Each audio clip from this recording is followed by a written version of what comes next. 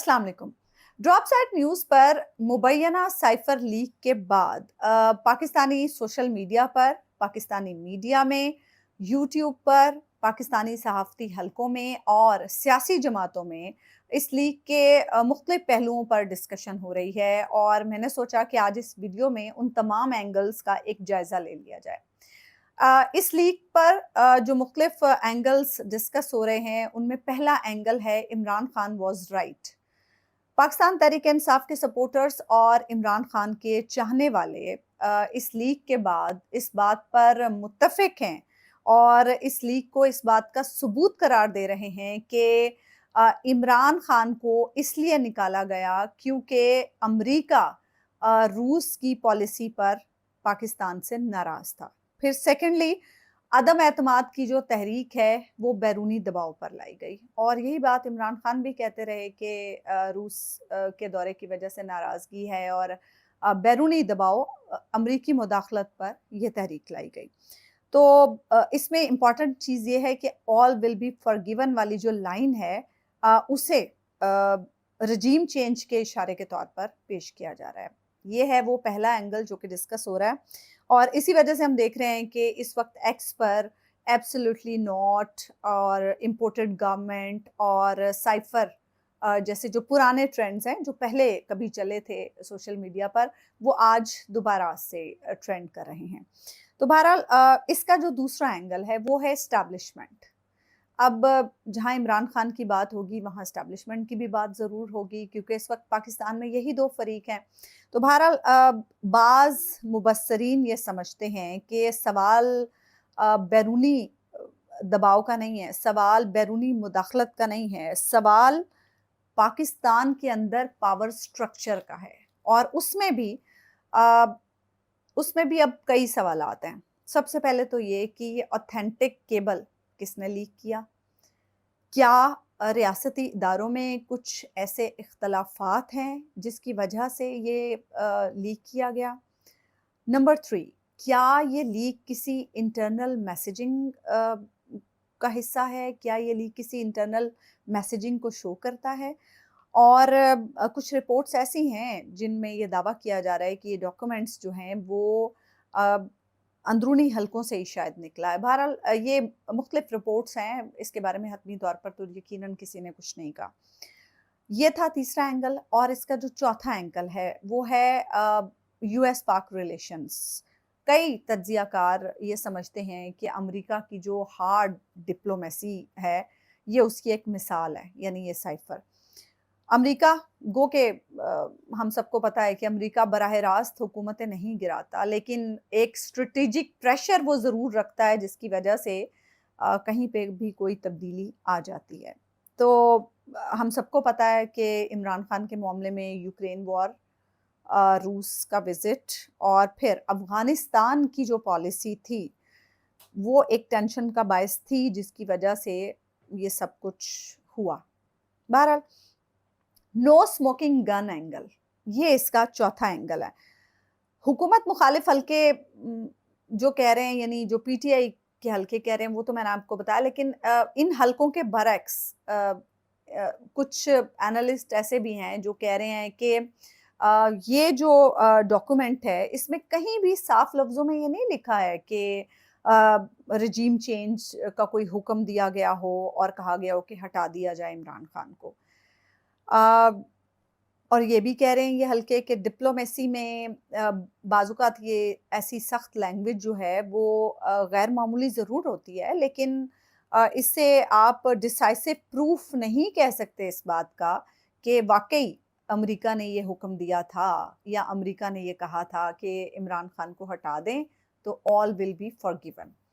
बहरहाल हालांकि 2022 में भी अगर आपको याद हो नेशनल सिक्योरिटी कमेटी की जो मीटिंग्स हुई थी और उसमें जो एलामिया जारी हुए थे तो नेशनल सिक्योरिटी कमेटी ने साइफर के मामले पर ये कहा था कि ये कोई फॉरेन कॉन्स्पिरेसी नहीं है, इसमें फॉरेन कॉन्स्पिरेसी का कोई सबूत नहीं मिला है, ये नेशनल सिक्योरिटी कमेटी की तरफ से कहा गया था। पांचवा इसका एंगल है टाइमिंग। जब भी कोई चीज़ लीक होती है ना तो सबसे पहले ये देखा जाता है कि उसकी टाइमिंग कितनी इम्पोर्टेंट है। अच्छा, टाइमिंग की अगर हम बात कर रहे हैं तो टाइमिंग, इस टाइम पे ये लीक क्यों हुई? इसमें बहुत सारे सवाल हैं। क्या इसका ताल्लुक पाकिस्तान की मौजूदा सियासी सूरत-ए-हाल से है? क्या इसका ताल्लुक इमरान खान के केसेस से है? यानी इस लीक का असर क्या इमरान खान के केसेस पर हो सकता है? क्या इस लीक का असर पाकिस्तान की मौजूदा सियासी सूरत-ए-हाल पर हो सकता है? या फिर इसका ताल्लुक एस्टैब्लिशमेंट के अंदर कुछ तब्दीलियों से है? ये भी एक सवाल उठाया जा रहा है और ये डिस्कशन हो रही है, मैं कोई अपने पास से बात नहीं करी। कई लोग इसे नैरेटिव रीसेट या फिर प्रेशर टैक्टिक करार दे रहे हैं, यानी इस मौजूदा सूरत-ए-हाल में या तो कुछ नैरेटिव रीसेट करने की कोशिश की गई है या फिर कोई प्रेशर है। बहरहाल छठा इसका जो एंगल है वो है मीडिया क्रेडिबिलिटी का, यानी बहुत सारे लोग हैं जो ड्रॉप साइट न्यूज़ की क्रेडिबिलिटी पर भी डिबेट कर रहे हैं कि ये कितनी क्रेडिबल है। कुछ लोग इसे क्रेडिबल इन्वेस्टिगेटिव जर्नलिज्म करार दे रहे हैं और कुछ लोग इसे पॉलिटिकली मोटिवेटेड लीक प्लेटफॉर्म करार दे रहे हैं। इसके बारे में आपको बता दूं कि 2 जर्नलिस्ट हैं अमेरिका के, एक तो हैं रायन ग्रिम और एक हैं जेरेमी स्कैहिल। दोनों जर्नलिस्ट हैं, इन्वेस्टिगेटिव जर्नलिस्ट हैं और जो जेरेमी स्कैहिल हैं वो ऑथर भी हैं, उन्होंने कई किताबें भी लिखी हैं, अवार्ड भी जीता है और उन दोनों ने ये प्लेटफॉर्म जो है बनाया है और उन दोनों का ये प्लेटफॉर्म है और इस प्लेटफॉर्म से आज ये लीक हुई है। इसका जो 7वां एंगल है फॉरेन पॉलिसी डिबेट। अब हमेशा से ये सवाल हम उठाते आए हैं पाकिस्तान में कि पाकिस्तान की खारजा पॉलिसी क्या पाकिस्तान के हाथ में है? बहुत सारे लोग इस पे डिबेट करते रहे हैं माजी में और अब इस लीक के बाद भी जो नौजवान इस वक्त डिबेट कर रहे हैं इस पर और उसके अलावा जो पॉलिटिकल व्लॉगर्स हैं वो जो डिबेट कर रहे हैं वो ये सवाल उठा रहे हैं कि क्या वाकई पाकिस्तान एक आज़ाद खारजा पॉलिसी चला सकता है? इस पर बात हो रही है या फिर चूँकि मुआशी डिपेंडेंस है हमारी, हम बहुत सारे इदारों से कर्ज़ लेते हैं और इस मुआशी डिपेंडेंस की वजह से बैरूनी दबाव बर्दाश्त करना हमारी मजबूरी है, अनअवॉइडेबल है ये दबाव। क्या ये रीज़न है? इस पर भी इस एंगल पर भी अब डिस्कशन हो रही है क्योंकि मुआशी डिपेंडेंस तो नो डाउट है।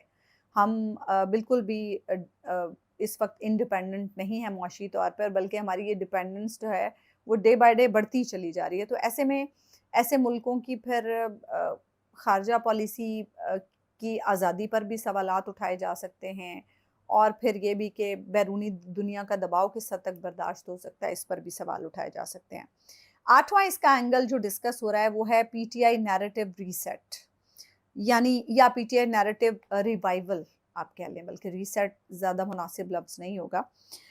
सियासी तौर पर इसका सबसे बड़ा असर ये देखा जा रहा है कि इमरान खान के जो सपोर्टर्स हैं, पीटीआई के जो हामी हैं, वो इसे इमरान खान के मौक़िफ़ की तस्दीक और इमरान खान के मौक़िफ़ की जीत करार दे रहे हैं।